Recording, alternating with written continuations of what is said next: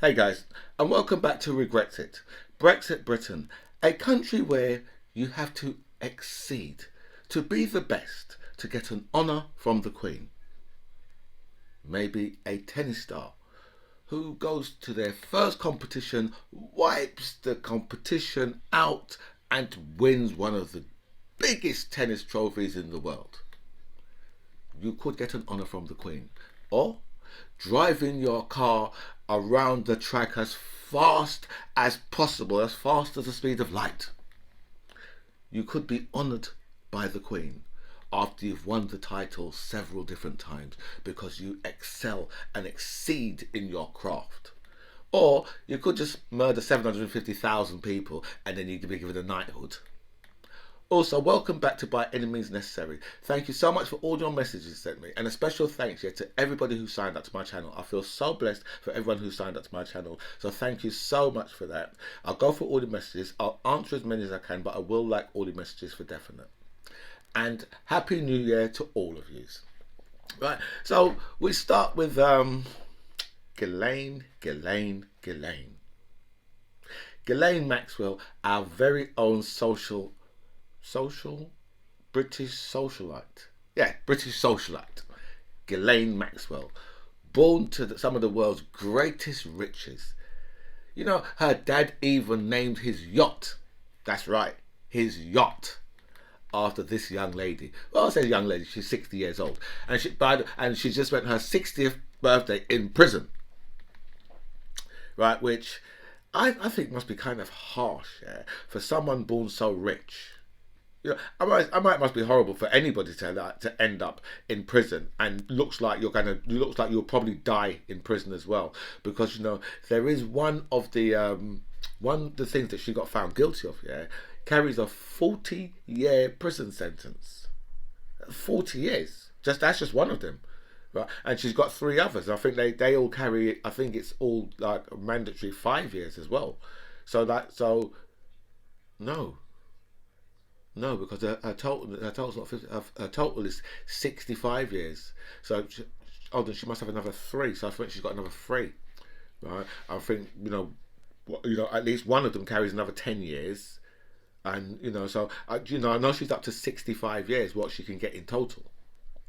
So it must be very, very harsh, right? And that's harsh for anybody sent to prison for the rest of their life, right? I suppose depending on what age as well, because I mean, the younger it happens to you, it would be the worse it is. If it happens to you at 80 years old, you'd be like, you know what, yeah, it's not like I've got much to do on a daily basis. Do you know what I mean? Right? At 80 years old, do you know what I mean? Right?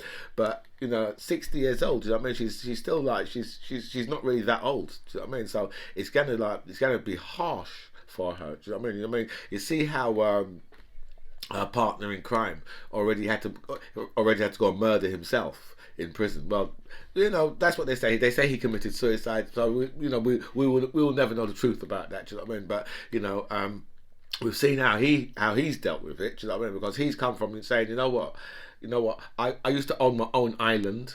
Right now, I'm living in a room that's like 12 foot by 8 foot. I think that's about it. Do you know what I mean? Right? So he's just like, you know what, I'm getting myself out of this shit.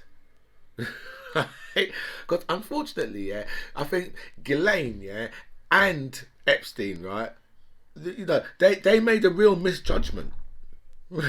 Right, that's what they made. They made a real misjudgment because they thought that they had white privilege, right? But they forgot they was Jewish, and Jewish people don't get white privilege. There's no way that's not going to happen for you. Do you know what I mean? That really is not going to happen for you at all. Do you know what I mean? So that's where they made their serious mistakes. Do you know what I mean? And Ghislaine should have really when Ghislaine went missing, she should have really went missing. She should have went to Israel because they wouldn't have deported her from Israel. So she should have just went and stayed in Israel. Right? And she would have been cool there. She could have just stayed there because they would never deport her from Israel. Right? So she could have just been cool there. Do you know what I mean? So that's what her move should have really been. Do you know what I mean? Because she must have known that she's definitely going to be convicted of this shit. Do you know what I mean? And when you're born into all those riches, yeah, the last thing you want to do is spend the rest of your life in prison. Not when you're used to going around on private jets, right, to private islands, right, or living in some of the most fantastic houses in the world, right. Remember this woman was hobnobbing with all of the world's famous people, all of them, because Jeffrey Epstein, yeah, he's got pictures with all of them. Right? Every single person you could think of, right? And I'm talking, it don't matter what colour they was, black, white, yeah, Asian, right? Don't matter what religion they was, right? Epstein, right, and them have got pictures where they was hanging out, And when I say all of them, I mean all of them. Right? This is not just a few, right? I'm talking about all of them, right? And there's just far too much to mention. Do you know what I mean? But let's go with the top few, right? Because Epstein's got pictures with Donald Trump, with Barack Obama, right? With Clinton, right? Yeah, and then everybody. When I say everybody, these people was all hanging out with this man. All of them, all of them was hanging out with him, right?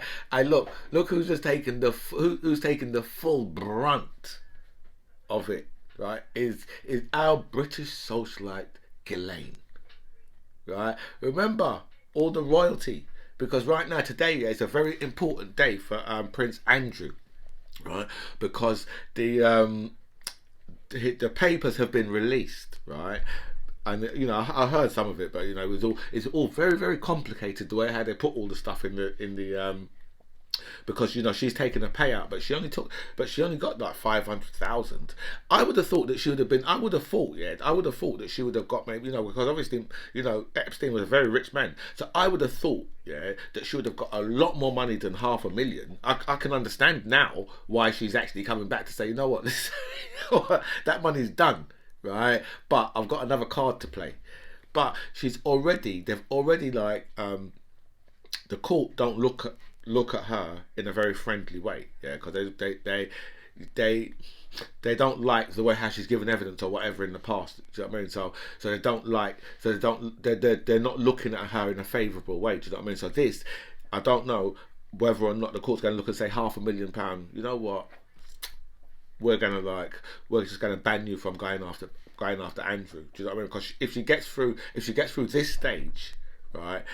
There's I don't know how much more cards they've got to play. Andrew's side's got to play, right, before they just say, let's just give this girl an out of court settlement to just get rid of this shit.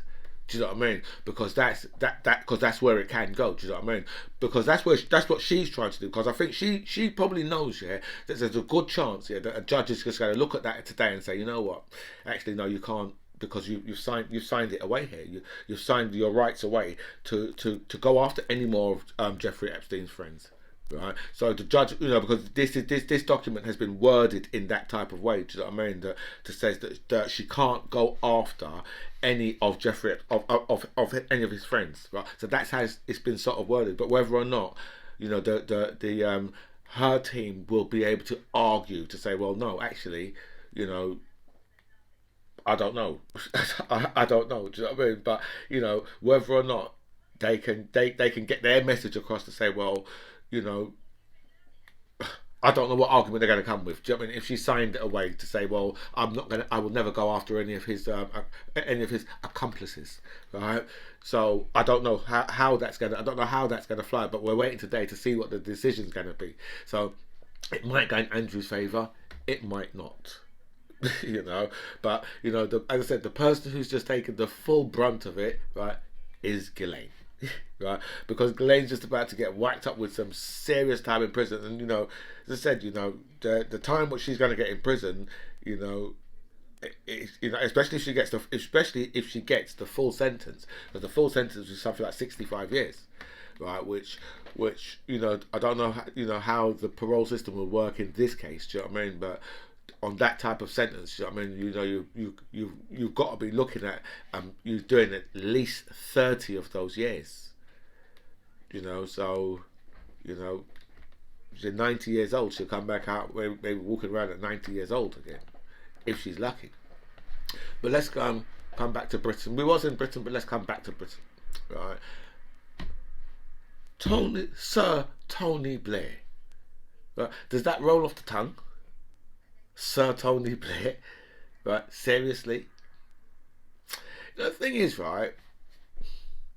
I can remember going on the march against the war in Iraq, right? Where we was told that within something could happen to us within 45 minutes, all right? And I can remember speaking to a radio presenter at the time, on the radio, right? And saying to him, listen, right? Saddam Hussein, this is just before the war, Saddam Hussein has not got weapons that can trouble this country. And he said, well, how do you know? I said, well, because it's just bravado. What else would it be? Do you know what I mean? And then a few weeks later, right, Britain and America and the rest of the whoever coalition forces, walk in Iraq, right? Grenada put more of a defense against America than the Iraqis did. Grenada. Right? And so you're telling me someone who's got such sophisticated weapons, right, that they can reach us or the US, such sophisticated weapons, right? You can walk in their country in 2 minutes and just take over, murder the leader, and that's it. Right? You're telling me that you can do that in just a couple of minutes. Right, for someone who's got such a sophisticated, right? Because remember how they were saying to us, they were talking about, Saddam Hussein, he's got this guard and he's got that guard, and got this and that, and this, weapons of in 45 minutes that can whatever, right? And we was like, no, he hasn't. Right? And then we were sending weapons inspectors, and that wasn't enough. That still wasn't enough for them. Right? And at the time, right, we were saying, listen, right, what you're doing there, right, is more dangerous than you could ever imagine, because what's going to happen is you're going to have a lot of angry young Muslims, right, after you do these things, right? And then what we've had, for example, right, we've had a timid Muslim girl going to Stephen Timms, MP's office, right, to stab him up, to try and kill him, right? And they said, well, why did you do that? She said, well, because he voted for the war in Iraq.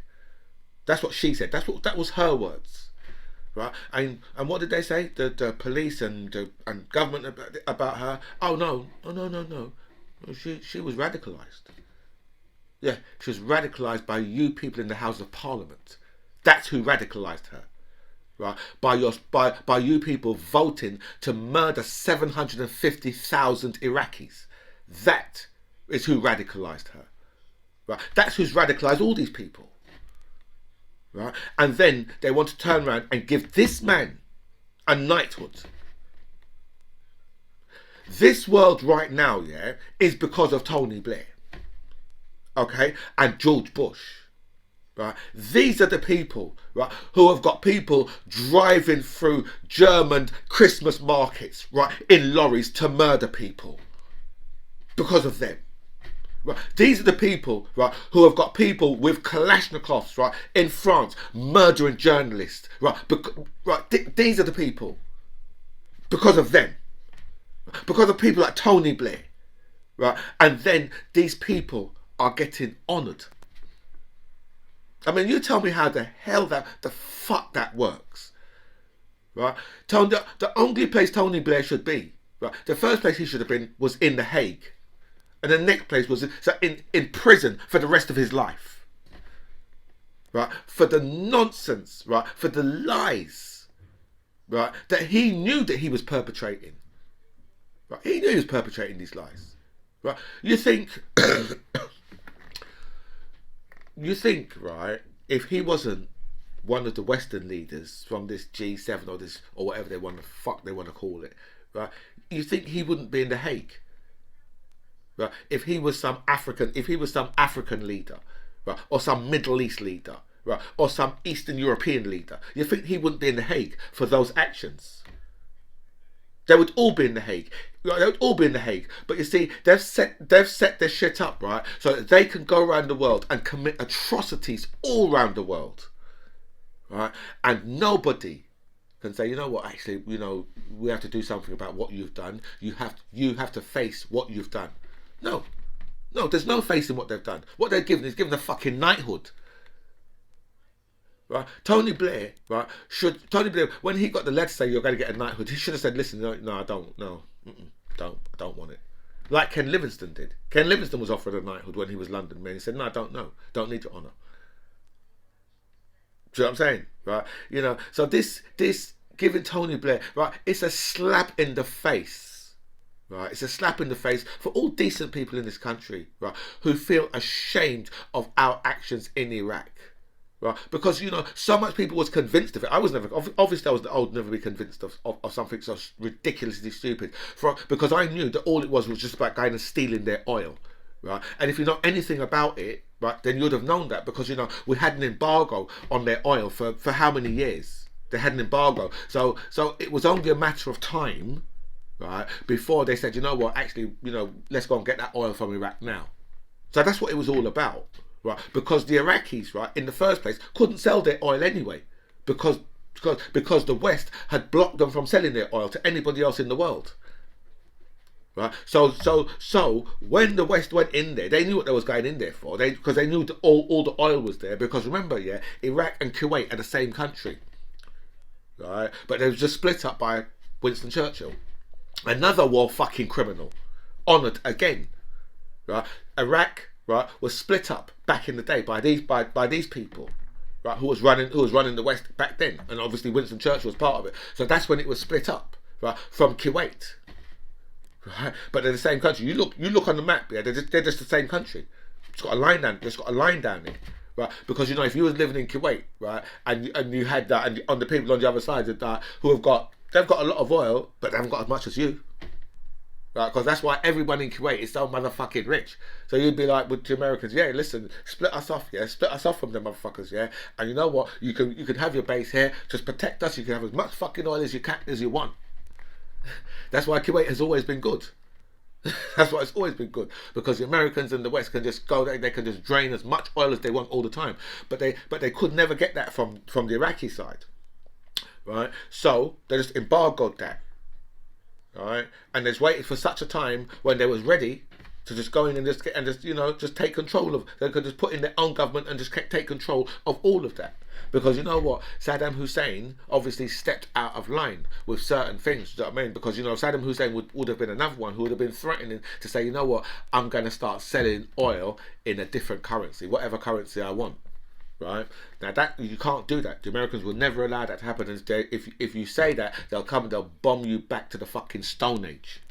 Right, and that's what. And Tony Blair went and got himself caught up in that. Do you know what I mean? Remember, yeah, at the time of the Vietnam War, right, the Americans wanted British backing, right, and the government at the time said, no, we're not going in. No, we're not going in because the war's not right. It's not a fair war. It's not right. What the fuck are you fighting with Vietnam for? If you think about it in nowadays terms, right, you have to say, what the fuck are you fighting with Vietnam? And getting your motherfucking ass kicked in Vietnam. Right? But Tony Blair to be given an award, yeah, you know something, yeah, they're spitting in our face, and that's one of the most disgusting things someone can do to you, is to spit in your face. So Tony Blair, but the good thing is 500,000 people have signed a petition to say, you know what, no, Tony Blair should not be given this award. So I think that's going to go up and up. So they're probably going to have to debate it in Parliament. Do you know what I mean? But remember all these guys. Remember what that all these guys, yeah, they're all together, right? So I've heard Keir Starmer today on the radio saying, yeah, Tony Blair should definitely, definitely, right, definitely be given the award, right. For the stuff he's done. Listen, I know Tony Blair done some good stuff because he's done some fantastic stuff in Ireland. The Good Friday Agreement was something that that brought peace, real peace, right? So there's a lot of things, there's a lot of good things that obviously Tony Blair done. He's done good things in Bosnia, right? So, but right, none of that makes up for the death of 750,000 people. Just doesn't make up for it. Just doesn't come close. And that's what he'll always be remembered for. That's what he should always be remembered for as well. But anyway, right. So listen. We need to speak about some Brexit because Brexit's not Brexit. How is Brexit going? Brexit's going badly. So, just over 50,000 of our websites have been taken down by the EU because of their goddamn belligerence. What is wrong with these people? Why is it they can't accept that we've left? Why can't they just accept that we've left, right? And someone sent me a message, right, to say that the EU, hold on, I can't remember the message went. Britain is upset that the EU has fallen apart. Oh no, the EU should have fallen apart by now, right? Without us. But they seem to be doing okay. So does Ireland, by the way. Ireland seems to be doing very, very well. Thank you very much. Right? Under all the new rules, right? And that seems to be pissing off the DUP. This DUP seems to be really pissed, right? But in saying that, because we've got our new Brexit minister, right? Which is our good old Liz Truss, right? And remember Liz, right? Could soon be your prime minister, right? And the thing about Liz, right? Because remember Liz famous words, right? She is not going to stop fighting, right, until British apples are back at the top of the tree.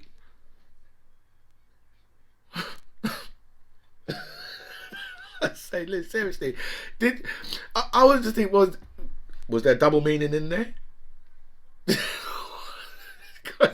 Seriously, this woman can say some very bizarre and stupid stuff, right? But she's already come out fighting, saying, you know what, I will invoke Article 16 as quick as you like. That's how Liz Truss is coming across already.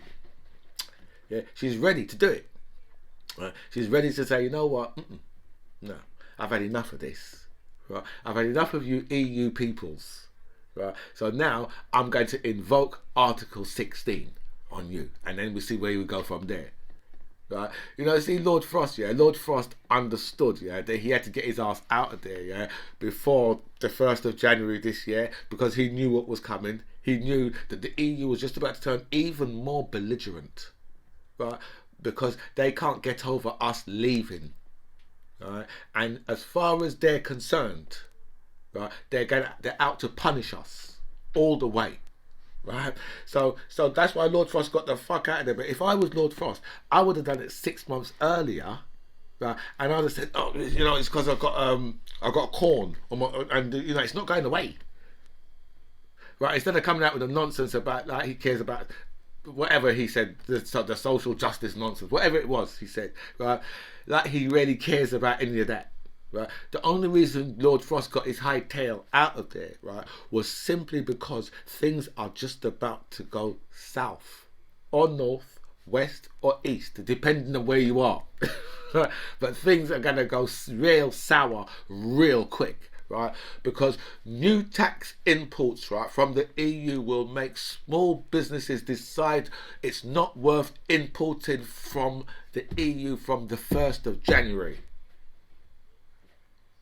It's not going to be worth it, because one thing's for certain, right? The people on the other side who are sending stuff into this country, they're not going to fill out all that paperwork. I mean, why would you start filling out a load of paperwork, right? I mean, yeah, obviously they still need to sell their goods, right? But selling your goods, yeah, doesn't involve, right, you filling out a load of paperwork, right? Like, that doesn't involve that. Selling goods doesn't involve that at all, right?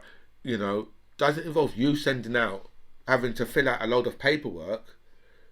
Our sellers have had to do that now because those are the rules. Those are the rules in this country now, right? What they've done. Governments are supposed to make things easier for business. They're supposed to make things easier, make it much easier for business, right? But this government have put, for example, if say you had a shop on the high street, right, and the council just said, you know what, what we're going to do is we're going to put a wall right across your shop. We're like, well, how are people going to get in? Well, they walk up and then they have to squeeze back down, but it's a really small space. So it's going to be very tight, you know. An adult will never be able to fit through that gap. What you're speaking about. Well, they could just send their kids in. Simple. Send their kids in to get whatever they need out of your store. So they could go down that end. It's just a wall, right? You can go down. But that's what the government have done. They've put a massive wall up against, in front of all of these businesses. Right? So our businesses have no choice, right? To send, if they want to send stuff into Europe, they have to fill out all these forms, because that's what the EU determines. You're a third country, that's what you do, right? They're belligerent, say, well, you know what, we're some belligerent motherfuckers, and what you need to do is you need to send us this form, this form, this form, and this form, and pay this fee, that fee, and then this fee again. Right? That's it. Right? But now, companies from the EU to do that type of paperwork, I mean, why would you? These guys are buying your stuff, right? You shouldn't need to send them out any paperwork, any origin paperwork. What the fuck's that got to do? What the fuck's that got to do with anybody? Right? Just send me the cash, right, and I'll send you the goods. That's it. Done. Right? It's only the real big boys, right? Who are probably going to have to send, because they'll have to pay for it. The big boys over here will have to pay for it. Whatever they order from the EU, right, they will have to pay for all that paperwork from those companies, or those companies will say, "Well, I'm not dealing with this. I'm not dealing with that. Why should I deal with you? Other people will buy our stuff, right? I mean." But then again, I know you guys are thinking, well, the rest of the world. What about the rest of the world? The rest of the world is open up to our traders, because what I think they should do, yeah, is all our traders should just get together, hire a ship, just put all their stuff on it, right, and just send it to the rest of the world, right, and it will just sell, and it will all just sell itself. That's how these guys think about things. Because you know why? Because they have no clue what they're doing. They've never been in business for themselves, so they have no clue about business. They have no clue how business works. They don't understand, right? That to set up in another country, right? You have to go. You have to find people to buy your wares in these other parts of the world. You've got to find people. It's not just like you can just send stuff over there and it's just going to magically, and then you just magically get the money back. It doesn't work like that. Right, you have to set up new agencies, new distribution, right, and all these type of things, right. So these guys are just like, yeah, well, don't worry, we're cutting you off from the EU, right, but you can trade with the rest of the world. As I say, it's just like that, and it's not just like that. It's not just like that at all. But anyway, just let me run through these two quick things, right, before I go, because look, I've already been on here to nearly 20 goddamn 8 minutes already, right? But Boris Johnson, yeah, has informed civil servants, yeah, not to use the term Brexit. You know what I'm going to do? I'm going to be phoning up civil servants, yeah. I'm going to make sure that the answer has got to be Brexit. Right? just to get one of them to say, well, no, sir, that's not down to it. It's not. Oh, but it's because it's the British exit. And I say, what you mean, Brexit? No. It was a British exit. We left the EU. So I say, what you mean, Brexit? No. That's not Brexit. We left the EU. Yeah, but that's Brexit. Say, no, it's not Brexit. You said it, mate. That's how I'm going to get them. Just make them answer questions about Brexit. What I know has got to come back to Brexit, right? And 400,000 times last year they've dumped raw sewage in our waters, and that right there is your Brexit bonus. Because if we was in the EU, then they wouldn't be able to do that shit in the water. And the last thing you want to do is shit in the water. Anyway, guys, this is By Any Means Necessary. I'm the MC John Ribbs. It was really nice to speak to you guys. Comments below.